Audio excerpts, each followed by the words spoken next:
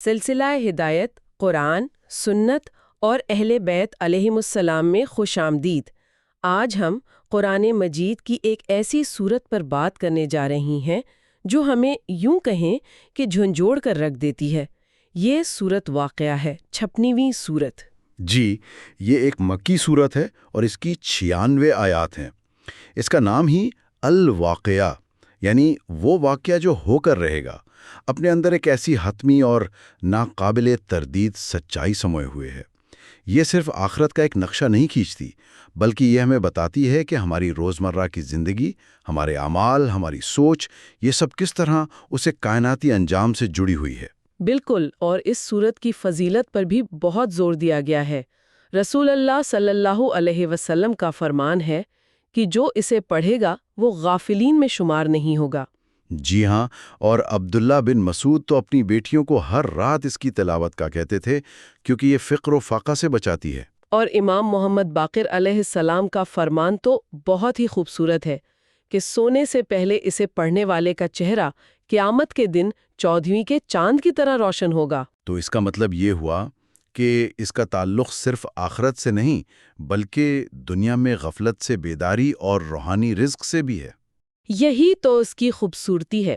چلیں اس کے آغاز سے ہی شروع کرتے ہیں، جہاں قیامت کا منظر پوری شدت سے بیان کیا گیا ہے۔ جی، بسم اللہ الرحمن الرحیم۔ اذا وقعت الواقعہ لیس لوقعتها کاذبہ خافضۃ رافعہ اذا رجت الارض رجا وبست الجبال بسا فکانت ہباء منبثا۔ جب وہ ہونے والا واقعہ پیش آئے گا جس کے ہونے میں کوئی جھوٹ نہیں، وہ پست کرنے والا اور بلند کرنے والا ہوگا۔ جب زمین شدت سے ہلائی جائے گی اور پہاڑ ریزہ ریزہ کر دیے جائیں گے، پس وہ بکھرا ہوا غبار بن جائیں گے۔ خافضۃ رافعہ، پست کرنے والا اور بلند کرنے والا، یہ دو الفاظ تو جیسے پورے انقلاب کا خلاصہ ہے۔ بالکل، یہ صرف کوئی جغرافیائی یا زمینی تبدیلی نہیں ہے، یہ تو سماجی اور روحانی اقدار کا ایک مکمل الٹ پھیر ہے۔ دنیا کے متکبر اور طاقتور وہ سب پست ہو جائیں گے، اور جنہیں کمزور سمجھا جاتا تھا وہ بلند کیے جائیں گے۔ امام زین العابدین علیہ السلام نے بھی اس کی تفسیر میں کچھ فرمایا ہے نا؟ جی، وہ فرماتے ہیں کہ یہ دشمنان خدا کو جہنم میں گرائے گی اور اولیاء اللہ کو جنت میں بلند کرے گی۔ لیکن یہاں جو پہاڑوں کی مثال دی گئی ہے وہ بہت گہری ہے۔ پہاڑ جو انسانی تہذیب میں ہمیشہ سے مضبوطی، استحکام اور آپ کہیں کہ ابدیت کی علامت رہے ہیں، ان کا ریزہ ریزہ ہو کر ہوا میں بکھر جانا۔ جی، یہ صرف قیامت کی شدت بیان نہیں کر رہا، اس میں ایک نفسیاتی نقطہ بھی ہے۔ یہ اس بات کا اعلان ہے کہ انسان نے جن چیزوں پر بھروسہ کیا تھا، طاقت، دولت، مضبوطی، وہ سب بے معنی ہو جائیں گی۔ یہ اقدار کے پورے نظام کا خاتمہ ہے۔ اور اسی کائناتی انتشار کے بعد انسانوں کی حتمی تقسیم کا اعلان ہوتا ہے۔ جی، آیات 7 سے 14 میں 3 گروہوں کا ذکر ہے۔ وَكُنْتُمْ أَزْوَاجًا ثَلَاثًا فَأَصْحَابُ الْمَيْمَنَةِ مَا أَصْحَابُ الْمَيْمَنَةِ وَأَصْحَابُ الْمَشْأَمَةِ مَا أَصْحَابُ الْمَشْأَمَةِ وَالسَّابِقُونَ السَّابِقُونَ أُولَئِكَ الْمُقَرَّبُونَ فِي جَنَّاتِ النَّعِيمِ ثُلَّةٌ مِّنَ الْأَوَّلِينَ وَقَلِيلٌ مِّنَ الْآخِرِينَ۔ تو 3 گروہ ہیں: اصحاب المیمنہ یعنی دائیں ہاتھ والے، خوش نصیب لوگ، جی، اور اصحاب المشأمہ یعنی بائیں ہاتھ والے، بدبخت۔ اور پھر ایک تیسرا بہت خاص گروہ، السابقون السابقون۔ سبقت لے جانے والے، وہی سبقت لے جانے والے ہیں۔ یہ تکرار ان کی عظمت کو ظاہر کرتی ہے۔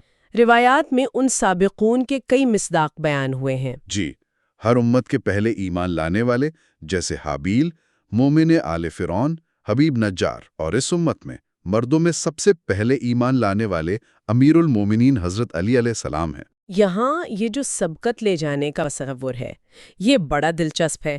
میرا ایک سوال تھا کہ کیا یہ صرف زمانی طور پر، یعنی وقت کے لحاظ سے پہلے ایمان لانے کی بات ہے، یا اس کا کوئی اور گہرا مطلب بھی ہے؟ مطلب کیا کوئی آج بھی سابقون میں شامل ہو سکتا ہے؟ بہت اہم سوال ہے۔ مفسرین کے مطابق یہ صرف زمانی اولیت نہیں ہے، بلکہ یہ نیکیوں، تقوی اور خدا کی اطاعت میں مسلسل آگے بڑھنے کے کیفیت کا نام ہے۔ یہ وہ لوگ ہیں جو ہر دور میں حق کو قبول کرنے اور اس پر عمل کرنے میں پہل کرتے ہیں۔ اچھا، یہاں تک کہ وہ دوسروں کے لیے ایک نمونہ بن جاتے ہیں۔ اسی لیے تو وہ اللہ کے مقرب ہیں۔ اور پھر یہ آیت کے ان میں سے اکثر پہلوں میں سے ہیں اور تھوڑے ہی پچھلوں میں سے، یہ بات تو واقعی سوچنے پر مجبور کرتی ہے۔ اس کی ایک وجہ یہ بیان کی جاتی ہے کہ گزشتہ امتوں کی تعداد اور ان میں انبیاء کی آمد کا سلسلہ بہت طویل تھا۔ لیکن ہاں، یہ آیت آج کے دور کے انسان کے لیے ایک چیلنج بھی ہے کہ اس اعلیٰ ترین گروہ میں شامل ہونا ممکن تو ہے، مگر مقابلہ بہت سخت ہے۔ تو پھر دیکھتے ہیں کہ اس مقابلے میں کامیاب ہونے والوں کے لیے انعام کیا ہے۔ جی، آیات 15 سے 26 میں ان مقربین کے انعامات کی ایک جھلک دکھائی گئی ہے۔ علی سرٍ موضونہ، وہ جواہرات سے جڑے تختوں پر آمنے سامنے بیٹھے ہوں گے۔ ان کی خدمت میں ہمیشہ جوان رہنے والے غلمان جام لیے پھر رہے ہوں گے۔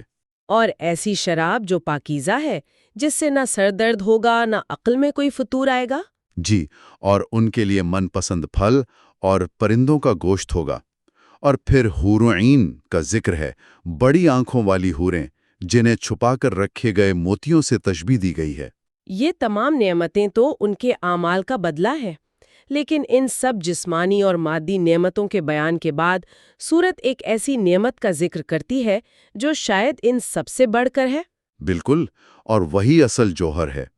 فرمایا، لا يسمعون فیہا لغوا ولا تأثیما الا قیلا سلاما سلاما۔ وہ وہاں کوئی بیہودہ یا گناہ کی بات نہیں سنیں گے، صرف سلام ہی سلام کی آواز ہوگی۔ یہ بات حیران کن ہے۔ دنیا کی بڑی سے بڑی آسائشوں کے بعد سب سے بڑا انعام روحانی سکون اور ایک مثبت ماحول کو قرار دیا گیا ہے۔ اس سے تو یہی ظاہر ہوتا ہے کہ حقیقی نعمت دنیا کے شور، غیبت، جھوٹ اور منفی باتوں سے پاک ایک پرامن ذہنی حالت ہے۔ بالکل، جنت دراصل ایک اسٹیٹ آف مائنڈ بھی ہے۔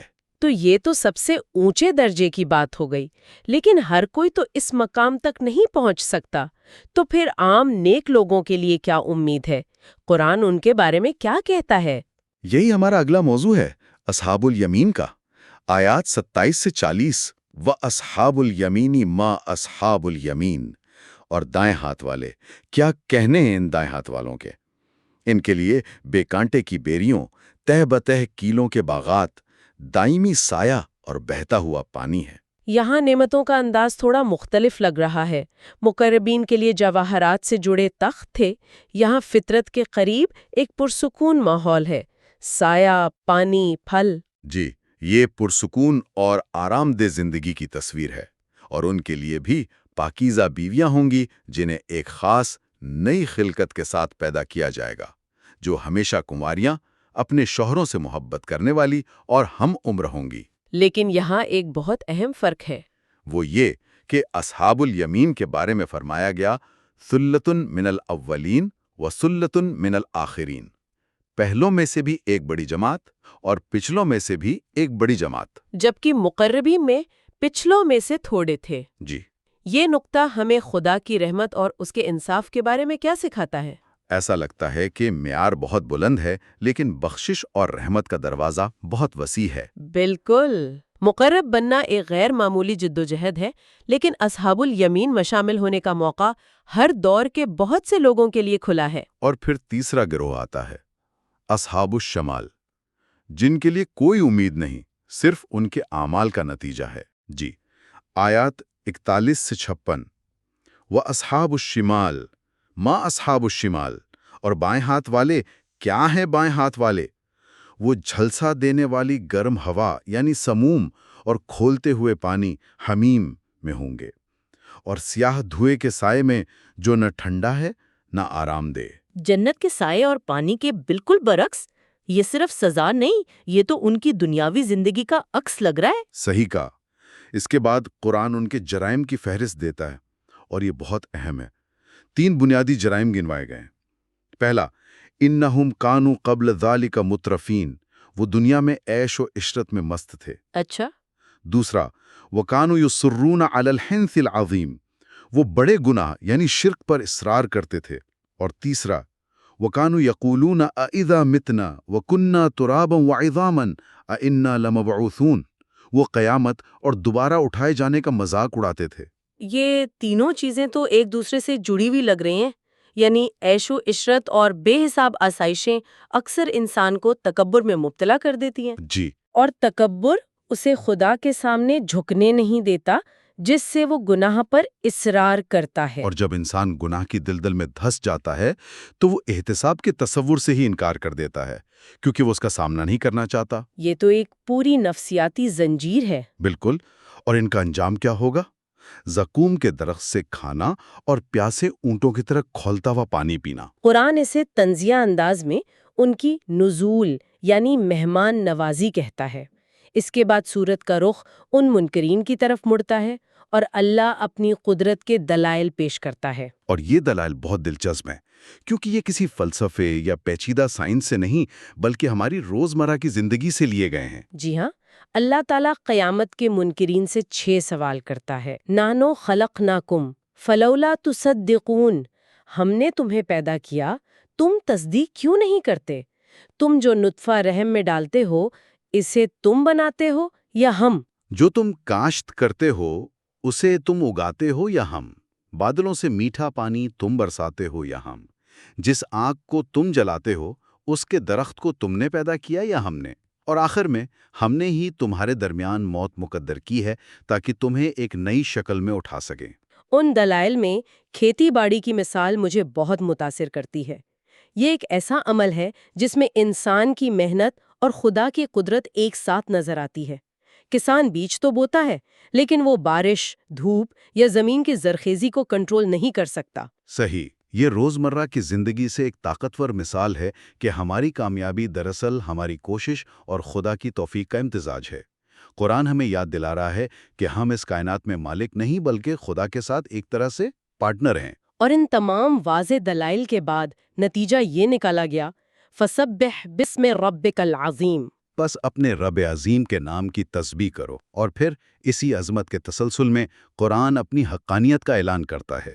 اور یہ اعلان ایک ایسی قسم کے ساتھ کیا گیا ہے جو انسان کو کائنات کی وسعتوں میں لے جاتی ہے۔ جی، فلا اقسم بمواقع النجوم وانه لقسم لو تعلمون عظیم، میں ستاروں کے مقامات کی قسم کھاتا ہوں اور اگر تم جانو تو یہ بہت بڑی قسم ہے۔ آج کی سائنس ہمیں بتاتی ہے کہ ستارے جس مقام پر ہمیں نظر آتے ہیں وہ وہاں ہوتے نہیں، روشنی کو ہم تک پہنچنے میں لاکھوں سال لگ جاتے ہیں۔ بالکل، ان کے مدار، فاصلے اور رفتار یہ ایک انتہائی دقیق اور عظیم نظام کا حصہ ہیں۔ اور اس کائناتی قسم کا جواب کیا ہے؟ انہو لقرآن کریم فی کتاب مکنون لا یمسہ الا المطہرون، یہ ایک بزرگ قرآن ہے جو ایک محفوظ کتاب میں ہے جسے پاک لوگوں کے سوا کوئی نہیں چھو سکتا۔ یہ تعلق بہت گہرا ہے۔ ستاروں کا کائناتی نظام اور قرآن کا الہامی نظام دونوں ایک ہی عظیم خالق کی نشانیاں ہیں۔ جی، اور پاک لوگوں یعنی المطہرون کی تفسیر میں بھی کئی پرتیں ہیں۔ ایک تو ظاہری پاکیزگی یعنی وضو کے بغیر قرآن کو نہ چھونا، جس کی تائید امام رضا علیہ السلام کی روایت سے ہوتی ہے۔ اچھا، دوسری باطنی پاکیزگی کہ پاک دل اور روح والے ہی اس کے حقیقی مفہوم کو پا سکتے ہیں۔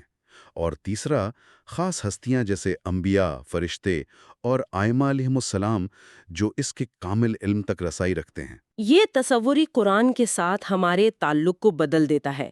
یہ صرف ایک کتاب نہیں بلکہ ایک مقدس امانت ہے جس تک رسائی کے لیے طہارت شرط ہے۔ بالکل، اور اب سورت اپنی اختتام کی طرف بڑھ رہی ہے، جہاں یہ کائناتی منظر سے ہٹ کر ایک انتہائی ذاتی لمحے پر مرکوز ہو جاتی ہے۔ جی، موت کا لمحہ، آیات 83 سے 96۔ فلولا اذا بلغت الحلقوم، اللہ فرماتا ہے جب جان حلق تک پہنچ جاتی ہے اور ہم تم سے زیادہ اس مرنے والے کے قریب ہوتے ہیں لیکن تم نہیں دیکھتے، تو اگر تم اپنے دعوے میں سچے ہو کہ کوئی حساب کتاب نہیں تو اس جان کو واپس کیوں نہیں لوٹا دیتے؟ یہ تو انسان کی مکمل بے بسی کا اعلان ہے۔ اس لمحے تمام دعوے، تمام طاقت، ساری دولت سب بے معنی ہو جاتا ہے۔ اور یہ صورت جو قیامت کے عظیم کائناتی واقعے سے شروع ہوئی تھی، وہ ایک فرد کی ذاتی موت پر ختم ہو رہی ہے۔ یہ ساخت خود ایک پیغام ہے۔ شاید ہر انسان کے لیے اس کی اپنی موت ہی اس کی ذاتی قیامت ہے جو بڑی قیامت کا پیش خیمہ ہے۔ بالکل صحیح، اور اسی لمحے تینوں گروہوں کا فوری انجام بھی بتا دیا جاتا ہے، جو عالم برزخ کی طرف اشارہ ہے۔ اگر مرنے والا مقربین میں سے ہے تو اس کے لیے راحت، خوشبو اور نعمت بھری جنت ہے۔ امام صادق علیہ السلام فرماتے ہیں کہ راحت اور خوشبو قبر میں ہے اور جنت آخرت میں۔ اور اگر وہ اصحاب الیمین میں سے ہے تو اس سے کہا جائے گا، تم پر سلامتی ہو اصحاب یمین کی طرف سے، ایک پرسکون اور باعزت استقبال۔ اور اگر وہ جھٹلانے والے گمراہوں میں سے ہے تو اس کی مہمانی کھولتے ہوئے پانی سے ہوگی اور پھر جہنم میں داخلہ۔ سورت اس حتمی تصدیق پر ختم ہوتی ہے۔ ان ھذا لہو حق الیقین، یقیناً یہی حتمی سچ ہے۔ فسبح بسم ربک العظیم، پس اپنے رب عظیم کے نام کی تسبیح کرو۔ اس صورت میں حق الیقین کی اصطلاح استعمال ہوئی ہے۔ جی، علماء یقین کے 3 درجات بتاتے ہیں۔ پہلا، علم الیقین، جیسے دھواں دیکھ کر آگ کا علم ہونا۔ اچھا، دوسرا، عین الیقین، آگ کو اپنی آنکھوں سے دیکھنا۔ اور تیسرا اور سب سے اعلیٰ درجہ، حق الیقین، آگ میں داخل ہو کر اسے محسوس کرنا۔ یہ صورت آخرت کو اس قدر واضح بیان کرتی ہے کہ گویا وہ ہمیں عین الیقین کے قریب لا رہی ہے۔ تو یہ صورت ہمارے سامنے ایک واضح انتخاب رکھتی ہے، 3 راستے، 3 منزلیں اور ان تک پہنچانے والے اعمال۔ یہ ہمیں یاد دلاتی ہے کہ پانی کا ایک گلاس پینے سے لے کر کائنات کی وسعتوں پر غور کرنے تک ہر لمحہ ایک موقع ہے اپنے راستے کا تعین کرنے کا۔ یہاں سوچنے کے لیے ایک سوال یہ پیدا ہوتا ہے کہ موت کے وقت جب پردہ اٹھے گا تب تو ہر کوئی عین الیقین تک پہنچ جائے گا، لیکن اس دنیا میں رہتے ہوئے، غیب پر ایمان رکھتے ہوئے، ان حقائق پر یقین کے اعلیٰ درجے تک کیسے پہنچا جا سکتا ہے تاکہ ہمارا شمار غافلین میں نہ ہو؟